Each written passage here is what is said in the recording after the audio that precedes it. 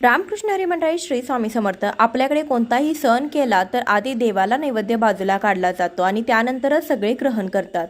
देवपूजा करणारे लोक तर सकाळचा नाश्ता, दुपारच्या रात्रीच्या जेवणाचं ताट देखील आधी देवाला दाखवतात आणि मग ते स्वतः ग्रहण करतात.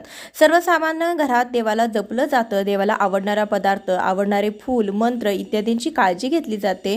प्रत्येक देवतेची पूजा नियमानुसार केली जाते, तरच पूजेचं संपूर्ण फळ आपल्याला मिळतं. पूजेमध्ये नैवेद्य अर्पण करणे आणि त्यानंतर प्रसादाचे वाटप करणे हा देखील पूजेचा एक महत्त्वाचा भाग आहे.